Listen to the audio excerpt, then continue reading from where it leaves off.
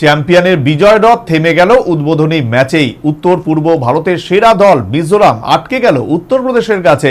Police ফুটবলের উদ্বোধনী match শেষ হলো উমাকান্ত ময়দানে 1-1 গোলের ব্যবধানে। নিশ্চিত জেতা ম্যাচ হাতছাড়া, নষ্ট একাধিক গোলের সুযোগ। চেনা ছন্দে দেখা গেল না বিগত চ্যাম্পিয়ন দল মিজোরামকে। ম্যাচের অন্তিম মুহূর্তে গোল হজম করে 1 পয়েন্টেই সন্তুষ্ট থাকলো দল। প্রতিপক্ষ উত্তরপ্রদেশের সাথে অনেকটা ঝাঁঝালো মেজাজে আসর শুরু করেছিল মিজোরাম। ৭৩তম বিএন মল্লিক পুলিশ ফুটবল প্রতিযোগিতার উদ্বোধনী ম্যাচে নজর ছিল প্রত্যেকের। বিগত বছরের সেরা দল মিজোরামের বিরুদ্ধে কতটা আধিপত্য দেখাতে পারে উত্তরপ্রদেশ।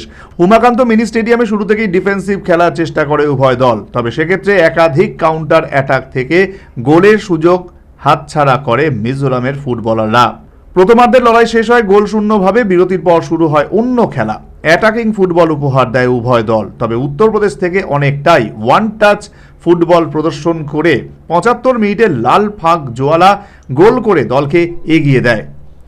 আত্মতুষ্টিতে ডিফেন্সিভ খেলার পরিকল্পনা নেই দলের। এই সুযোগ কাজে লাগিয়ে অল আউট ফুটবল প্রদর্শন করে উত্তরপ্রদেশ। ম্যাচ গড়িয়ে যাচ্ছিল শেষ বাঁশির দিকে। মিজোরাম নিশ্চিত ছিল নিজেদের জয় সম্পর্কে, কিন্তু এরই মধ্যে কাউন্টার অ্যাটাক থেকে ডিফেন্স ভেঙে উত্তরপ্রদেশের পক্ষে মোহাম্মদ ইমরান মিজোরামের জালে ফুটবল ঠেলে দেয়। ম্যাচ গড়িয়ে যায় 1-1 গোলে। শেষ বাঁশি বাজিয়ে দেন রেফারি। প্রথম ম্যাচ থেকে উভয় দল সংগ্রহ করে 1-1 পয়েন্ট। অন্যদিকে দিনের দ্বিতীয় ম্যাচটিতে মেয়েদের বিভাগের প্রতিদ্বন্দ্বিতা করে আসাম রাইফেলস এবং মহারাষ্ট্র। ম্যাচটিতে 19-0 গোলে জয়লাভ করে আসাম রাইফেলস। 70 মিনিটের লড়াইতে দিশেহারা হয়ে যায় মহারাষ্ট্রের ফুটবলাররা, যার কারণে প্রথমার্ধেই 12টি গোল হজম করে দল।